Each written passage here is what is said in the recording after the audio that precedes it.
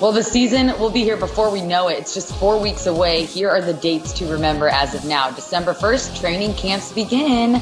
Then just 10 days later, the preseason games start up. And opening night of the 2020-2021 season is December 22nd. Then in March, we have the All-Star break, the play-in tournament, and May 22nd, the 2021 playoffs begin. It's hard to believe. I feel like we just wrapped up from the NBA bubble. Happy Thanksgiving, by the way, everybody. Lots to be thankful for. For me, I'm incredibly thankful for an NBA season that it's being played at all. After witnessing history and being a part of the NBA bubble, it was incredible what the league was able to do. We knew they could do that for a postseason, but could they keep everybody safe for a full season? That's definitely what I'm looking forward to seeing, and I'm hopeful that they can do that. How about you, Tom, and you, Channing? You know, I'm thankful for Adam Silver, for the leadership of the commissioner, what we've been through, and the way that he is just this wise, trusted voice, a real leader, the way he led the NBA and sports into the bubble and came out of it on the other side, to your point. And as we look forward, we have no idea what happens, but what we do know is Adam and his executive team are on top of things. They're transparent, they're open. The way they responded to Black Lives Matter movement, all of it, every time he delivers, and I'm really thankful he's the commissioner of the NBA.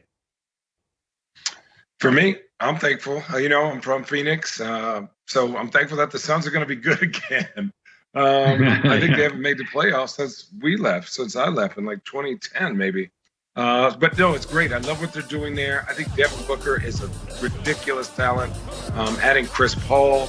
I got my guy DeAndre Ayton down there from the University of Arizona. I really want to see him really explode this year. He's it's just amazing to see what they've done with the culture and Monty Williams having those guys play as hard as they do every single night. What else do you think before, Tom?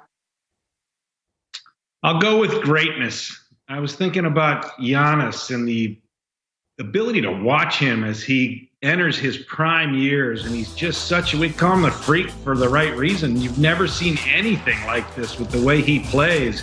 2-time MVP. Can he get 3 in a row? And then I'm also thankful for LeBron James. This is what we show up to see. And to have him in LA defending a championship. We know what they did to build around him.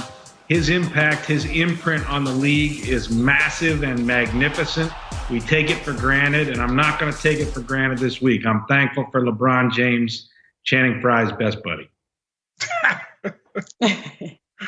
You know what? Speaking of my best friends, I'm happy and thankful that Tristan Thompson is going to the Celtics. I think that's a great fit for them. I love what they're doing over there with Jaylen Brown and Jason Tatum and Marcus Smart. And, we've had our battles with them when we were playing, but I think Tristan is a great addition. He's a workhorse. And when it comes down to winning time, he's one of the guys I'd want on my team. So it's going to be interesting to see how he makes them better and how he gets better in that system. I'm from Cleveland. I watched you, Channing, and yep, Cleveland loses another good one. Hip, hip, hooray.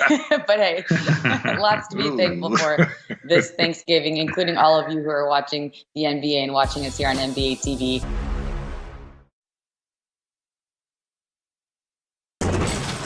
Yeah, I couldn't be more excited to play with these guys.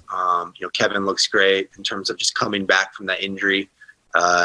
Same thing, I've heard the same with Kai. A lot of these guys that had sort of nagging stuff, it seems that, obviously the number one priority for them was just to get healthy. And, we were fortunate, I guess in sort of a sense where they were able to have a longer off season. Although we weren't able to have them in the bubble, it did allow them time to recover, get healthy, and then hopefully, translate to a great season this year. That has to be one happy guy. Joe Harris really developed as a Brooklyn Net, and he's being rewarded for it, agreeing to a 4-year, $75 million deal to return to the Nets. So we bring in our friend Brian Lewis, who covers the Nets for the New York Post. He's also a Nets writer. Brian, thank you so much for joining us. We're looking forward to your expertise. First question is, hey, signing Harris, the bottom line is it's a huge financial commitment. They're now well into the luxury tax, and they still have a few open spots on the roster. How big of a statement is this, and what does it say about the way he's developed within the program? Well, I mean, it's a statement on a bunch of levels. Joe Tsai, the owner of the team, the new-ish owner of the team, said, I will pay the luxury tax if needed to put together a contender, and he's pretty much putting his wallet where his mouth was. You'll probably be on the hook for, I don't know, about $50 million worth of luxury tax. So there's a statement of intent there. And, I mean, for Joe Harris, I mean, this is a guy who basically, with all due respect, was picked off the scrap heap by this team and was getting paid about $900,000 when he arrived.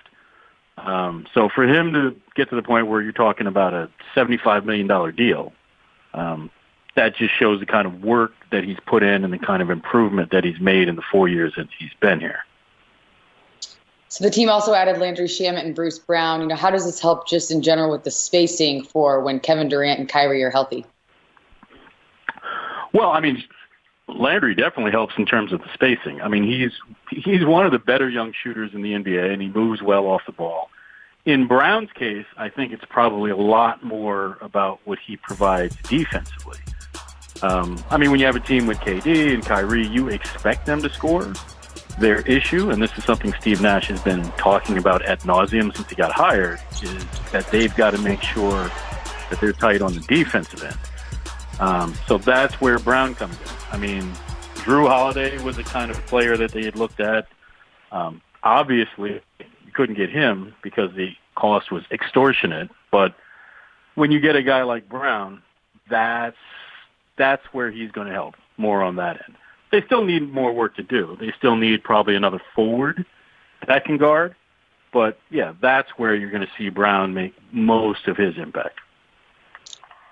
When you're looking at the scale and the level of concern defensively, what would you say the panic level would be, knowing you do have KD and Kyrie on the other end?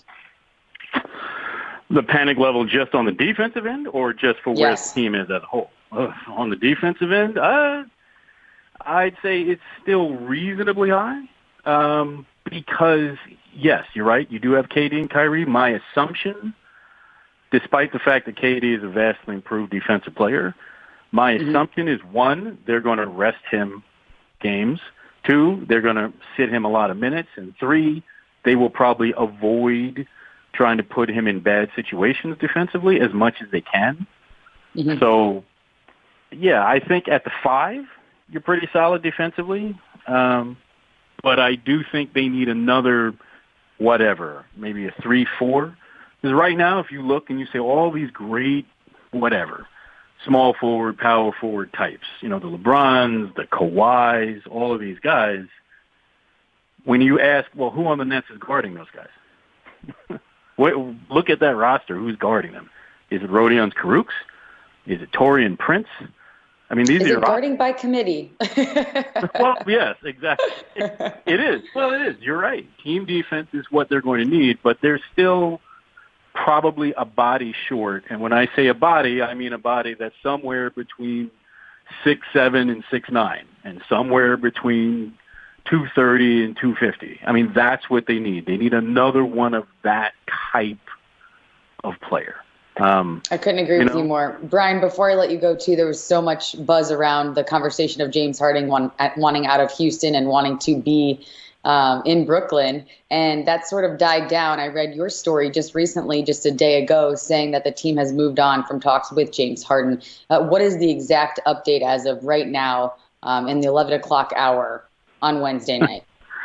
To the best of my knowledge, I wouldn't say that they've necessarily moved on from the idea of adding Harden. What I'd say is, and it's not dead in the water, it's more floating. In other words, Houston, from what I understand, is not in a rush to move him. I think they accept the fact that that's what's going to end up happening, but they're not in a rush to do it. They would love to bring as many teams to the table as they can to get the best deal. I mean, you've got a new GM who's looking, saying, I can't get this wrong. I have to make this trade right.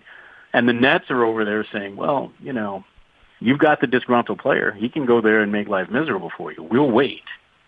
So if I had to bet, and I'm not a betting man because I'm just too stingy, but if I had to bet, I would assume that Harden will be in Houston on opening night, and that both teams will revisit this later and possibly even looping in a third team if that's what it takes to get this deal done. But so you're telling me there's a chance.